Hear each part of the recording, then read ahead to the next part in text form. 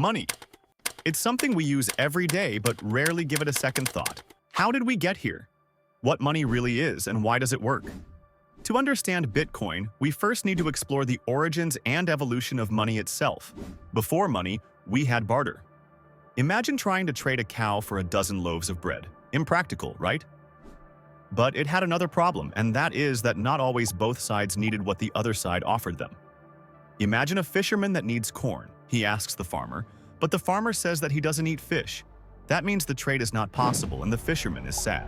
Barter had limitations which led to the invention of money. But what makes money so useful? Money works because it serves three essential functions.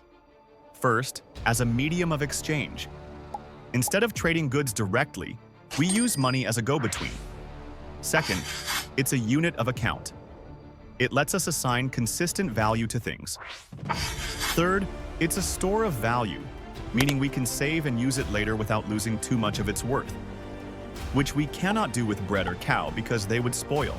Among all forms of early currency, one material stood out: gold.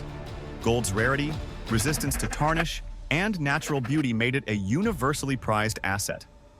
Over time, societies began to rely on gold not just as a valuable item, but as a foundation for wealth and trade.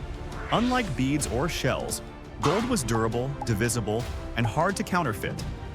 Goldsmiths and traders began using gold as a trusted store of value and a medium of exchange. This solidified its role in the global economy, linking wealth directly to physical gold. Eventually, governments started using gold to back their currencies, leading to what's known as the gold standard. The value of paper money was tied directly to the value of gold, which created stability in international trade. Throughout history, gold has always been the shining star of wealth and currency, but it wasn't the only metal in the game. Silver played a huge role too, widely accepted and valued. Today, silver trades at about $32 an ounce, which is a staggering 1/83rd of the price of gold. Historically, though, silver was worth about 1/20th of gold's value, leading some to argue that either gold is overpriced or silver is undervalued. But honestly, I'm all in on gold. Whether silver is a hidden bargain or not, gold's allure is what wins me over every time. Don't take this as a recommendation to invest in gold. Invest in what you understand and see its value grow in future.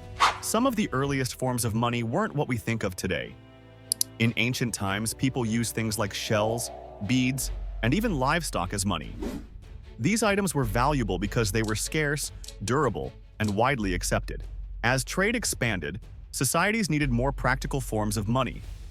The first metal coins appeared in Lydia around 600 BCE, made from a natural mix of gold and silver. Coins were a game changer. They were durable, portable, and had intrinsic value based on the metal they were made from. But carrying around heavy metal coins wasn't always convenient. Around the 7th century, the Chinese invented paper money. This represented a huge shift. Instead of using something valuable in itself, paper notes were backed by trust. Trust that the government or bank issuing the money would honor its value. Paper money spread to the rest of the world, and over time, currencies became more about trust and less about tangible value. By the 20th century, most countries abandoned the gold standard, meaning their money wasn't backed by gold anymore. Instead, it became what we call fiat money. That's where they make fiat! Fiat money is money that has value because the government says it does. It's not backed by anything physical like gold. The problem? Governments can print as much as they want, leading to inflation, which reduces the value of money over time. So, how does money work today?